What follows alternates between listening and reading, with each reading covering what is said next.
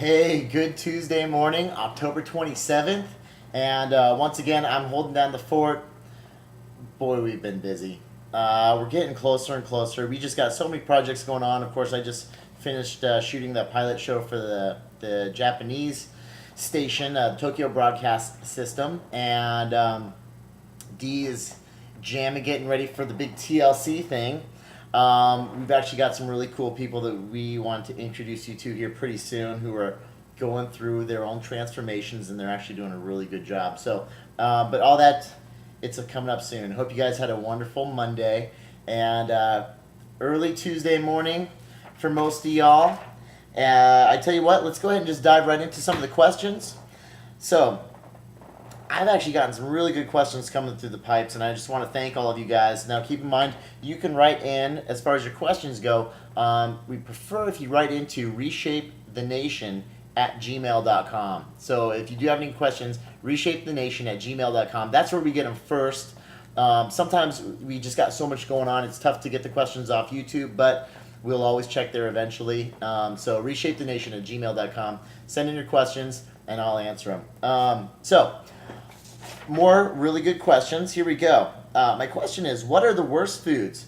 Ones that I should completely avoid. I've been dieting, changing my lifestyle, trying to cut out a lot of bad foods like fries and pizza, a whole pizza. But I was hoping that when I did get to my goal weight, I could still have those foods in moderation. Or should I completely avoid those bad foods? Another great question.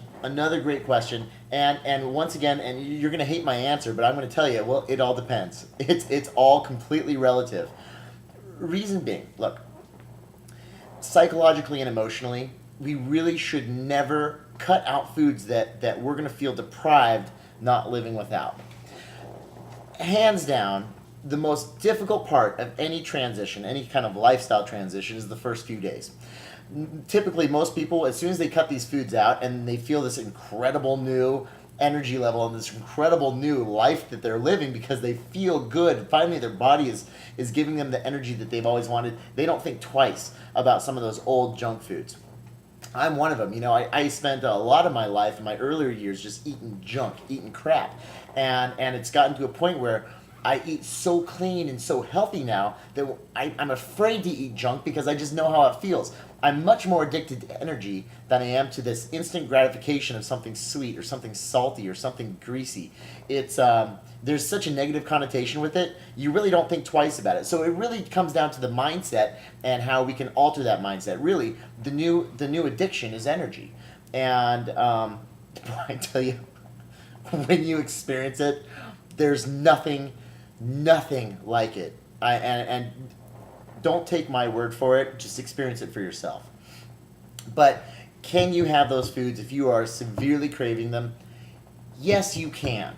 But, and we've talked about this in some of our previous blogs, it really does depend. It really depends in that you need to understand yourself more than anything when you're moving into your lifestyle and into your transformation. Simply, what I'm talking about is really along the lines of, do you have the kind of personality in which if you do open up this can of worms or this Pandora's box, is this going to keep going for you? Are these foods that you're craving, are they a slippery slope for you in that when you have one, you can't stop?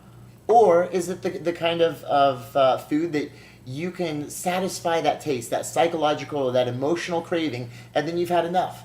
You know, essentially, and that's why on any nutrition program, any lifestyle that you're following, any nutrition regimen, I always recommend that you're going to eat those good, clean, healthy foods first. You create a foundation, and no matter what, you never deviate from that foundation. You don't say, oh, okay, I'm just going to throw everything out for the day and then eat junk for the day. No, you still eat according to the clean foundation. Certain things should never change. We are creatures of habit, and we need to respect that. So we keep the foundation, but then you can reward yourself on top of it.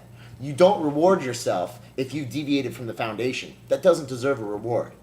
So it's really important that when you reward yourself and you've kept that clean foundation, well, number one, the reward happens when your stomach is already expanded, you're already digesting food, your body's releasing chemicals in your brain telling you that you're full. So it chemically puts us in the right mindset to be able to reward yourself, experience that taste, that craving. You can get that psychological and the emotional need that you get out of it, and then that's enough. You've had it. However, there are some personalities, and you need to respect this if you are. If you have that certain taste or that certain craving, and all of a sudden it triggers, and we all know that word trigger. But if that food is a trigger for you to binge, and it's going to create a slippery slope, and before you know it, now you're craving it tomorrow. Now you're craving it the next day. Was that food really good for you? Do you really want it that bad? Ask yourself. Remember that there are no wrong answers in this journey. This is your journey, not mine. I'm on a journey of my own, and so I continue to go through these incredible discoveries of who I am and how my body reacts to all kinds of different environments and stressors and foods. But understand and respect your journey. If that food, that instant gratification, is worth more to you than a lifetime of health and happiness, well, hey, more power to you. Whatever makes you happy. That's really what this is all about. This is, it's about helping you find yourself. So really ask yourself if those foods are worth it. Now, keep in mind, this isn't a guilt trip. If you like that chocolate and you can have that taste of chocolate or that little bit of ice cream or that slice of pizza and you've satisfied that craving and you're happy, awesome, more power to you. That's why I like to create a structure, that base foundation where you can reward yourself every other day. That's what it's for. And can you still do that and lose weight? Absolutely. We're still following the rules of the physics, of thermodynamics. There's still a calorie deficit. You can still reward yourself. But once again, understand that food, understand yourself, understand your triggers, understand if it's a slippery slope. Here's something that I always recommend. If some of these foods, i.e., for example, like a pizza pie, like the whole pizza, if that's a trigger, you eat one slice, after you've already eaten your foundation foods, you've eaten a slice, you can't stop. It's that delivery mechanism. It's really not the pizza that tastes so good. You have to finish off the whole thing.